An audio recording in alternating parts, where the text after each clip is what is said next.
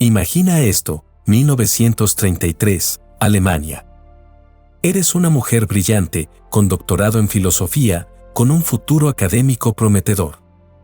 Y de repente, literalmente de la noche a la mañana, todo eso desaparece. No porque hayas hecho algo malo. No porque seas incompetente. Sino porque una ley, una simple firma en un papel, declara que personas como tú ya no son ciudadanas.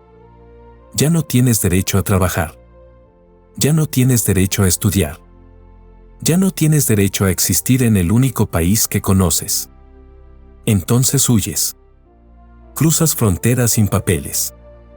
Vives escondida. Experimentas lo que es ser completamente vulnerable, sin país, sin protección, sin comunidad política que te reconozca como humana con derechos. ¿Sabes lo que pasaría con la mayoría de nosotros en esa situación? Nos romperíamos. O nos volveríamos amargos. O simplemente sobreviviríamos, tratando de olvidar. Pero Hannah Arendt, porque sí, estamos hablando de ella, hizo algo completamente diferente. En ese abismo de vulnerabilidad total, en esa experiencia de ser tratada como prescindible, como superflua, su palabra favorita para describir cómo el totalitarismo ve a las personas, ella encontró la claridad más devastadora sobre política, poder y libertad que el siglo XX produciría. Fíjate en la ironía brutal, la mujer que el régimen nazi declaró no persona se convirtió en la voz más lúcida sobre qué significa ser verdaderamente humano en comunidad política. La refugiada sin papeles que Europa rechazó terminó enseñándonos el concepto más fundamental de todos, el derecho a tener derechos, esa idea que suena redundante pero que es revolucionaria. Porque ella lo vivió, descubrió que cuando pierdes ciudadanía, no pierdes solo un pasaporte. Pierdes el derecho a que tus derechos importen a alguien. Y aquí viene lo más asombroso, no escribió desde el resentimiento. No escribió para vengarse. Escribió para que ningún ser humano volviera a experimentar lo que ella experimentó, esa condición de completa vulnerabilidad política. Si tú o tu familia han vivido migración, exilio, o han sido tratados como ciudadanos de segunda clase, si conoces esa experiencia de no pertenencia aunque sea remotamente, esta historia te tocará profundamente. Porque Arendt no solo sobrevivió eso. Lo transformó en pensamiento que cambió cómo entendemos derechos humanos, democracia y libertad. Hoy descubriremos cómo una jornada de pérdida total se convirtió en legado de claridad política que necesitamos desesperadamente ahora. No es historia de víctima que triunfa. Es historia de cómo la vulnerabilidad específica produce visión universal. Como quien pierde todo puede ver lo que quienes tienen todo ignoran. Verás por qué la voz de una refugiada judía alemana es exactamente la voz que América Latina y el mundo necesita escuchar sobre libertad. Si quieres descubrir más sobre pensadores que transformaron sufrimiento en sabiduría, suscríbete a este canal donde exploramos las mentes que se atrevieron a pensar diferente en los momentos más oscuros. Déjame llevarte a ese momento específico que cambió todo para Hannah Arendt. 1933, ella tiene 26 años. Acaba de completar su doctorado bajo la dirección de Karl Jaspers, uno de los filósofos más importantes de Alemania. Ha estudiado con Martin Heidegger, sí, ese Heidegger que después se uniría al partido nazi, pero esa es otra historia dolorosa. Tiene todo el talento, toda la preparación, todo el futuro académico brillante por delante. Y entonces Hitler toma el poder. ¿Sabes lo que más me fascina de este momento? No es solo que perdió su trabajo y su seguridad. Es que experimentó algo que la mayoría de nosotros, afortunadamente, nunca experimentaremos, ver cómo una sociedad civilizada, culta, avanzada se transforma en pesadilla totalitaria literalmente en meses. La Alemania de Weimar no era un país atrasado o primitivo.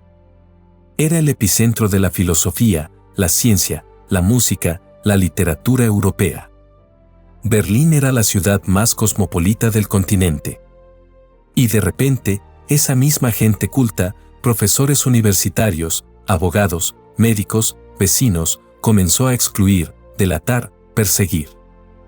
Arendt tuvo que enfrentar una verdad devastadora: la civilización no protege contra la barbarie. A veces la facilita. Imagina esta escena concreta: estás en tu apartamento en Berlín. Tus amigos alemanes, gente con la que discutías filosofía, con la que compartías cenas, de repente cruzan la calle para no saludarte. O peor, algunos se unen activamente al partido nazi. No porque sean monstruos, sino porque simplemente dejan de pensar. Simplemente obedecen. Aquí está el quid de la cuestión: Arendt no huyó de Alemania solo por miedo físico. Huyó porque entendió algo que muchos judíos alemanes asimilados tardaron fatalmente en comprender: que cuando un sistema político te declara no persona, quedarte es esperar tu propia eliminación. En mayo de 1933, apenas meses después de que Hitler tomara el poder, la Gestapo la arrestó por ayudar a documentar propaganda antisemita. La soltaron por falta de evidencia concreta, pero ella entendió el mensaje. Fíjate en cómo esto funciona en la realidad: una filósofa brillante reducida a fugitiva. Una mujer que podía discutir a Kant en alemán, francés y griego antiguo cruzando la frontera checoslovaca a pie, sin papeles, escondiéndose en trenes, dependiendo de la bondad de extraños. Y aquí viene la primera transformación crucial: en vez de aferrarse a su identidad alemana, como muchos judíos asimilados que se resistían a aceptar que Alemania los había rechazado, Arendt hizo algo radical. Decidió abrazar conscientemente su condición de paria, de persona fuera del sistema. No como vergüenza, sino como posición desde la cual pensar con claridad. Déjame mostrarte algo asombroso que ella escribió después: si te atacan como judía, tienes que defenderte como judía. No como alemana, no como ciudadana del mundo, no en nombre de los derechos humanos. ¿Captas la profundidad de eso? No estaba buscando asimilación que la salvara. Estaba diciendo: me señalaron por mi particularidad, responderé desde esa particularidad. Es la negativa a escapar de la vulnerabilidad negando la identidad. Esto marcará todo su pensamiento posterior: la idea de que no podemos acceder a lo universal, derechos humanos, humanidad común, negando lo particular, nuestra pertenencia específica, nuestra comunidad concreta. Pero por ahora, en 1933, ella es simplemente una refugiada más. Una entre cientos de miles huyendo del nazismo. ¿O realmente es simplemente una refugiada más? Aquí viene lo realmente interesante y doloroso. Arendt no estuvo sin patria solo unos meses o años. Fueron 18 años. De 1933 hasta 1951, cuando finalmente obtuvo ciudadanía estadounidense. 18 años. Para que dimensiones esto, imagina pasar casi 2 décadas sin poder decir soy ciudadana de X país. Sin poder reclamar protección legal de ningún estado. Completamente vulnerable a la arbitrariedad. Primero vivió en París, ciudad que amaba, pero como refugiada ilegal alemana. Trabajó para organizaciones sionistas ayudando a otros refugiados, especialmente niños, a escapar a Palestina. No porque fuera sionista convencida, su relación con el sionismo fue siempre compleja y crítica, sino porque era lo que había que hacer. ¿Sabes lo que más me impacta de esta etapa? No era solo pobreza económica, aunque vivía en condiciones muy precarias. Era la precariedad existencial. La vulnerabilidad política total. Fíjate en cómo esto funciona: tienes pasaporte de apátrida, literalmente un documento que dice esta persona no pertenece a ningún lugar. Cualquier policía puede detenerte sin razón. Cualquier cambio de política puede deportarte. No tienes derecho al trabajo legal, a vivienda estable, a moverte libremente. Pero Arendt, en ese abismo, está observando. Está pensando. Está conectando puntos que otros no ven. Porque aquí está la ironía devastadora: en el siglo que inventó la Declaración Universal de Derechos Humanos, ella está experimentando que esos derechos no valen nada sin comunidad política que los garantice. Imagina esta escena: 1940, París. Los nazis invaden Francia. Arendt, refugiada alemana en Francia, ahora es considerada extranjera enemiga por el gobierno francés que supuestamente la protegía de los nazis. La internan en campo de concentración. No un campo de exterminio nazi, sino un campo francés para extranjeros indeseables. ¿Captas la locura de esto? Francia democrática encerrando a refugiados que huían del nazismo porque eran alemanes, sin distinguir entre nazis y sus víctimas. Y aquí está el momento que ella nunca olvidará, en ese campo, viendo a otras mujeres, refugiadas como ella, muchas con doctorados, con carreras brillantes interrumpidas, reducidas a números, a prescindibles, a superfluas. Esa palabra, superfluos, se convertirá en clave de su análisis del totalitarismo. El totalitarismo no solo quiere controlar personas. Quiere crear categorías de humanos considerados superfluos, prescindibles, eliminables sin pérdida para la humanidad. Ella lo está viviendo. No en campo de exterminio, pero sí en la lógica que eventualmente lleva ahí, estos humanos no importan. Pero la historia no termina ahí. Cuando los nazis completan la invasión de Francia, Arendt logra, milagrosamente, escapar del campo justo antes de que los deportaran. Ella y su esposo Heinrich Blücher consiguen visas de emergencia y huyen a Estados Unidos en 1941. Y ahora viene otra capa de vulnerabilidad, Nueva York. Refugiada que apenas habla inglés. Teniendo que empezar desde cero, otra vez, a los 35 años. Trabajó para organizaciones judías. Escribió artículos. Luchó por conseguir que publicaran su primer libro importante en inglés. Todo mientras seguía sin ciudadanía, sin estatus legal permanente. ¿Sabes cuándo finalmente obtuvo ciudadanía estadounidense? 1951, 10 años después de llegar. ¿Y sabes lo que hizo? Lloró. No de felicidad simplemente. Lloró porque finalmente, después de 18 años, alguien, alguna comunidad política, la reconocía como miembro con derechos. Finalmente pertenecía. Y justo en ese momento de pertenencia recuperada, publicó el libro que la haría famosa, Los orígenes del totalitarismo. Espera a ver lo que ese libro revela y de dónde viene su poder devastador. Ahora fíjate en esto, y es donde todo se conecta de forma asombrosa. Los orígenes del totalitarismo no es un libro académico distante. Es testimonio. Es Arendt procesando su propia experiencia de vulnerabilidad total para entender qué diablos pasó en el siglo XX. Pero aquí está lo genial, no escribe me pasó esto y sentí aquello. Escribe teoría política rigurosa, documentada hasta el último detalle histórico. Solo que esa teoría está empapada de experiencia vivida. Déjame mostrarte algo específico que ella descubrió y que solo alguien en su posición podía descubrir. Dice esto, y escucha cada palabra, la calamidad de los que carecen de derechos no radica en que estén privados de vida, libertad o la búsqueda de la felicidad, sino en que ya no pertenecen a ninguna comunidad. Su tragedia no es que sean oprimidos, sino que nadie quiere oprimirlos. ¿Captas la profundidad devastadora de eso? No es que te opriman, eso al menos significa que existes para el poder. Es que ni siquiera vales la pena de ser oprimido. Eres superfluo. Prescindible. Ella lo vivió. Vio refugiados, millones después de la Segunda Guerra Mundial, que ningún país quería recibir. No porque fueran amenaza, sino porque eran inconvenientes. Sobraban. Y aquí está el insight que cambió todo. Arendt entendió que los derechos humanos, esa idea hermosa, ilustrada, de que todos tenemos dignidad inherente, es una ficción peligrosa si no está respaldada por pertenencia política concreta. Imagina esta analogía que ella nunca usó pero que ilumina su punto: los derechos humanos son como dinero en banco sin cuenta bancaria. Técnicamente existes, técnicamente tienes valor. Pero si ningún banco te reconoce como cliente, ese dinero no existe en la práctica. Del mismo modo, tú tienes derechos humanos universales. Pero si ningún Estado te reconoce como ciudadano, ¿a quién reclamas esos derechos?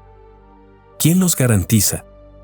Aquí está el quid de la cuestión que Arendt nos obliga a distinguir: tener derechos escritos en declaraciones universales y tener el derecho a tener derechos, es decir, pertenecer a comunidad política que reconoce y garantiza esos derechos. Si esta revelación te impacta tanto como a mí, dale like para que más personas descubran esta verdad que la academia y los políticos prefieren ignorar. Y ojo, Arendt no está diciendo que derechos humanos sean inútiles.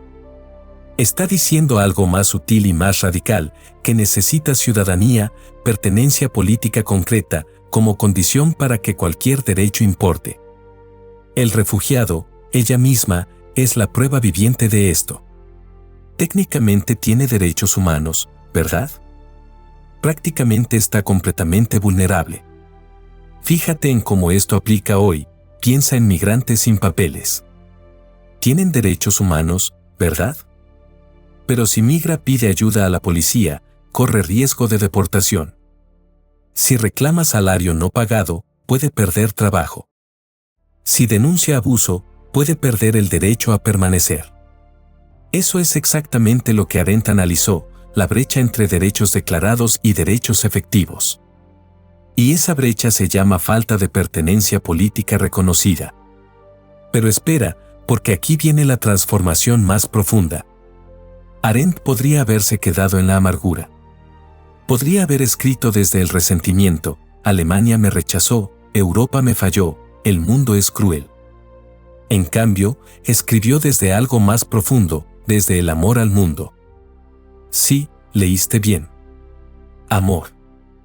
Ella acuñó el concepto amor mundi, amor al mundo. No amor ingenuo que ignora el mal. Amor que conoce la oscuridad y aún así se niega a rendirse a la desesperanza. ¿De dónde sale ese amor en alguien que perdió patria, profesión, idioma, seguridad? ¿En alguien que vio morir a millones en campos de exterminio?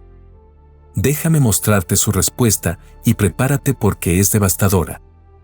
Aquí viene lo realmente asombroso de Arendt y por qué su jornada de refugiada a voz de libertad no es cuento de hadas sino lección política urgente. En los años 50 y 60, Arendt no solo sobrevivió. Se convirtió en una de las pensadoras políticas más influyentes del siglo. Pero ojo, no porque dijera lo que la gente quería escuchar. Al contrario, porque se atrevió a pensar lo impensable y decir lo indecible. 1961, el momento que definiría su legado más controvertido. Adolf Eichmann, uno de los arquitectos principales del Holocausto, es capturado en Argentina y llevado a juicio en Jerusalén. Arendt, ahora ciudadana estadounidense y filósofa reconocida, va como reportera para la revista The New Yorker. ¿Sabes lo que esperaba encontrar? Un monstruo. Un demonio humano. Alguien cuya maldad explicara el horror del Holocausto. ¿Sabes lo que encontró? Un burócrata mediocre. Un hombre común y corriente que simplemente obedecía a órdenes. Que nunca se detuvo a pensar si lo que hacía estaba bien o mal. Que solo cumplía su trabajo eficientemente. Y esto la perturbó profundamente, más que si hubiera encontrado un monstruo. Porque un monstruo es excepcional. Un monstruo es alguien que podemos distanciar de nosotros mismos. Yo nunca sería como ese monstruo, podemos decirnos cómodamente. Pero un burócrata obediente, eso es aterrador. Porque cualquiera puede ser un burócrata obediente. Cualquiera puede dejar de pensar. Cualquiera puede simplemente cumplir órdenes. Imagina el coraje que requirió escribir esto, la banalidad del mal, su frase más famosa y más malentendida. No estaba diciendo que el Holocausto fuera banal. Todo lo contrario. Estaba diciendo que el mal más extremo puede ser cometido por personas banales, ordinarias, que simplemente no piensan. Y aquí está el punto crucial que Arendt nos obliga a confrontar: nadie tiene derecho a obedecer. Espera, ¿qué? Nadie tiene derecho a obedecer. Es decir, la obediencia no te exime de responsabilidad moral. No puedes escudarte en solo cumplir órdenes. Porque eres un ser humano con capacidad de pensar, y con esa capacidad viene la responsabilidad de pensar. Fíjate en cómo esto funciona, Eichmann organizó transporte de millones a campos de exterminio. Cuando le preguntaron por qué, dijo, era mi deber, era la ley, yo solo obedecía. Arendt responde, no. Tenías el deber de pensar, de cuestionarte, de desobedecer cuando la ley es criminalmente injusta. ¿Captas por qué esto la convirtió en voz de libertad? Porque está señalando que libertad no es solo hacer lo que quieres. Libertad es la capacidad y responsabilidad de pensar por ti mismo, incluso, especialmente, cuando el sistema exige obediencia ciega. Y aquí viene la conexión devastadora con su experiencia como refugiada. Ella experimentó lo que pasa cuando gente común y corriente deja de pensar. Cuando profesores universitarios expulsan colegas judíos porque es la ley. Cuando vecinos delatan vecinos porque es mi deber cívico. Cuando burócratas procesan deportaciones porque son órdenes superiores. El totalitarismo no necesita que todos sean fanáticos. Solo necesita que suficientes personas dejen de pensar. Que obedezcan. Que cumplan su función en la máquina sin preguntarse hacia dónde va esa máquina. Déjame mostrarte algo que conecta todo esto con América Latina, porque sé que muchos de ustedes vienen de países que vivieron dictaduras. Arendt entendió algo que toda dictadura en América Latina después confirmó: el régimen no necesita convencer a todos. Solo necesita que suficientes personas, primero, obedezcan sin pensar.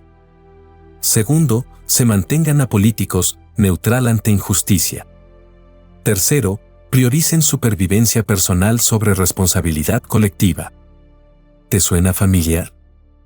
¿Cuántas veces en historia latinoamericana gente común, no monstruos, colaboró con dictaduras simplemente porque no me meto en política o tengo que cuidar a mi familia? Arendt no los juzga como monstruos. Los juzga como personas que renunciaron a pensar y en esa renuncia facilitaron el horror. Pero espera, hay algo más profundo aún en su legado. Aquí está el quid de la cuestión final y por qué la jornada de Arendt de refugiada a voz de libertad no es coincidencia sino necesidad. Precisamente porque experimentó completa vulnerabilidad política, ella pudo ver lo que personas con poder no ven o no quieren ver. Déjame explicarte con ejemplo concreto que ella misma dio.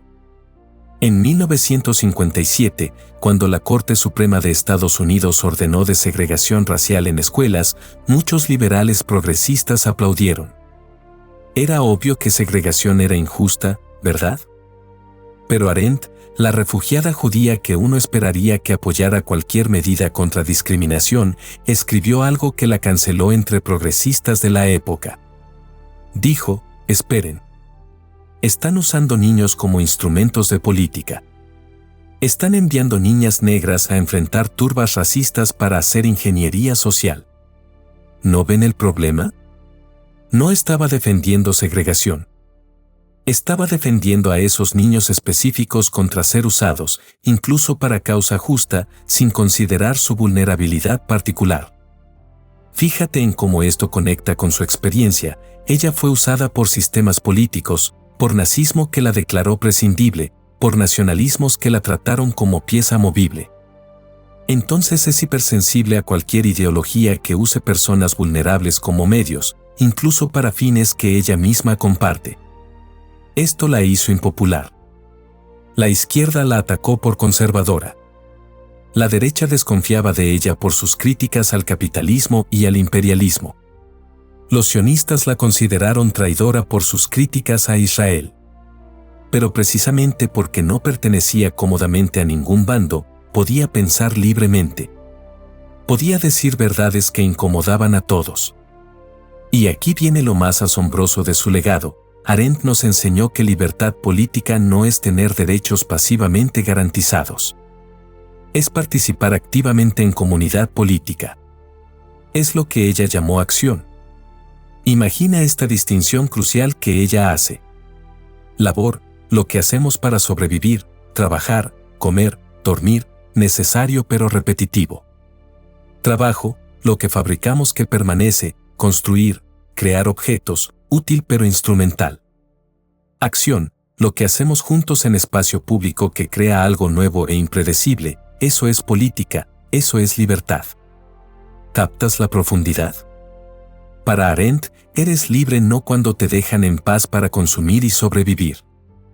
Eres libre cuando participas con otros en deliberar, decidir, crear mundo común. La refugiada, ella misma, experimentó la pérdida de esa libertad. No solo perdió derechos. Perdió capacidad de actuar políticamente, de pertenecer a espacio público donde su voz importara. Entonces, cuando recuperó ciudadanía estadounidense, no la tomó como posesión pasiva. La tomó como invitación a participar, a pensar públicamente, a actuar en comunidad. Déjame mostrarte por qué esto importa hoy, específicamente. Piensa en cómo democracias actuales reducen ciudadanía a votar cada X años y luego volver a vida privada. Piensa en cómo tratamos política como espectáculo que miramos en televisión pero en el que no participamos realmente. Arendt diría, eso no es libertad política. Eso es pseudo-participación que te mantiene políticamente impotente mientras te sientes libre como consumidor privado. ¿Te suena familiar en América Latina? ¿Esa sensación de que votas pero nada cambia? ¿Que eres ciudadano pero no tienes poder real? Arendt no te da solución fácil, pero te da diagnóstico preciso. Has renunciado, o te han despojado de, capacidad de acción política real. Te has retirado a esfera privada. Y en ese retiro, permites que otros, burócratas, expertos, líderes, decidan sin ti. Y aquí está su llamado urgente, nacido de su experiencia de haber perdido esa capacidad completamente. Y usa tu pertenencia política mientras la tienes. Participa. Organízate con otros. Delibera. Actúa. No para cambiar el mundo con plan grandioso, sino para ejercer esa capacidad única de humanos, actuar juntos, crear algo nuevo e impredecible. Porque ella aprendió, a costo terrible, que esa capacidad no es dada para siempre. Puede perderse. Y cuando se pierde, te quedas completamente vulnerable. Ahora entiende por qué una refugiada se convirtió en voz de libertad. Ahora ves la jornada de Hannah Arendt de manera completamente diferente, ¿verdad? No es historia inspiradora de víctima que supera adversidad y triunfa. Es algo más profundo y más perturbador. Es la historia de alguien que experimentó el colapso total de protección política y desde ese abismo de vulnerabilidad vio verdades que personas seguras no ven. Vio que derechos humanos sin comunidad política que los garantice son ficción consoladora. Vio que el mal más extremo lo cometen personas ordinarias que simplemente dejan de pensar. Vio que libertad no es hacer lo que quieres en vida privada, sino participar activamente en crear mundo común con otros. Vio que pertenencia política, eso que damos por sentado, es el derecho más fundamental de todos, el derecho a tener derechos. Y todo esto lo vio precisamente porque perdió esa pertenencia. Porque fue refugiada, apátrida, vulnerable, prescindible. La ironía final es devastadora. Las sociedades que la rechazaron, Alemania civilizada, Francia ilustrada, demostraron exactamente lo que ella después teorizó. Demostraron que civilización es fachada frágil. Que legalidad puede volverse criminal. Que gente educada puede dejar de pensar. Y Estados Unidos, que finalmente le dio ciudadanía, recibió a cambio pensamiento político más lúcido del siglo XX. Recibió voz que los desafiaba constantemente a estar a la altura de sus propios ideales. Porque Arendt nunca fue agradecida sumisa. Fue ciudadana crítica que amaba lo suficiente su comunidad adoptiva para señalar sus fallas. Eso es amor mundi, amor al mundo. No amor ciego. Amor que ve el mal, reconoce la fragilidad y aún así se niega a la desesperanza. Que se niega a retirarse. Que insiste en participar, en pensar, en actuar. La refugiada que nadie quería se convirtió en voz que nadie puede ignorar. No porque haya olvidado su vulnerabilidad, sino porque la transformó en claridad. A partir de ahora, cuando sientas que tu voz no importa, que tu participación política es inútil, que mejor retirarte a vida privada y no meterte en política, recuerda que Hannah Arendt comenzó sin voz alguna. Literalmente sin derechos. Sin comunidad que la reconociera. Y desde ahí construyó legado intelectual que trasciende su época. La diferencia no fue que ella era especial, aunque sí, era brillante. La diferencia fue que se negó a renunciar a pensar. Se negó a obedecer sin cuestionar. Se negó a retirarse a vida privada y esperar que otros decidieran. Tú tienes algo que ella no tuvo por 18 años, pertenencia política reconocida. Tienes ciudadanía, o residencia, o alguna forma de pertenencia. Tienes capacidad, aunque limitada, de participar. No la desperdicies. No te retires pensando que no puedes cambiar nada. Porque Arendt nos enseñó que política no es solo votar cada X años. Es participar con otros en crear espacio común. Es organizarte con vecinos. Es deliberar con compañeros. Es negarte a obedecer ciegamente. Es ejercer ese derecho más fundamental, pensar por ti mismo. En las próximas semanas, observa cómo estos principios transforman tu relación con política. Verás que no se trata de cambiar el sistema con acto heroico. Se trata de pequeñas acciones cotidianas, cuestionar, dialogar, organizarte, resistir la tentación de retirarte. Y cuando dudes, pregúntate, ¿qué haría Hannah Arendt en mi lugar? Probablemente, pensaría críticamente, actuaría valientemente, amaría profundamente al mundo a pesar de todo. Hay una frase de Hannah Arendt que no puedo olvidar: incluso en los tiempos más oscuros tenemos el derecho a esperar cierta iluminación, que puede surgir menos de teorías y conceptos que de la luz incierta, parpadeante y a menudo débil que algunos hombres y mujeres, en sus vidas y obras, harán brillar bajo casi todas las circunstancias. ¿Sientes el peso de esa verdad? ¿Reconoces cómo cambia todo? Ella no dice espera grandes líderes que te salven. No dice confía en sistemas perfectos. Dice, incluso en oscuridad, hay personas, comunes, vulnerables, cuya luz débil pero constante ilumina el camino. Imagina tu vida 6 meses después de aplicar lo que Arendt nos enseñó. No serás perfecta, ella nunca prometió perfección. Pero serás más consciente de tu responsabilidad de pensar. Verás manipulación política con claridad cristalina. Y cuando alguien te pida solo obedece, sabrás exactamente qué responder: nadie tiene derecho a obedecer. Este canal existe para descubrir juntos la sabiduría de pensadores como Hannah Arendt, personas que enfrentaron oscuridad total y desde ahí produjeron luz. Suscríbete si quieres continuar este viaje. En el próximo video descubriremos cómo otro pensador, que también experimentó vulnerabilidad extrema, transformó sufrimiento en sabiduría que necesitamos ahora. Nos vemos allí. Y mientras tanto, recuerda, la refugiada te enseñó que tu pertenencia política no es posesión pasiva sino responsabilidad activa. Que la verdad te haga libre, pero libre de verdad, no con libertad de consumidor sino con libertad de ciudadano que piensa, actúa y ama al mundo.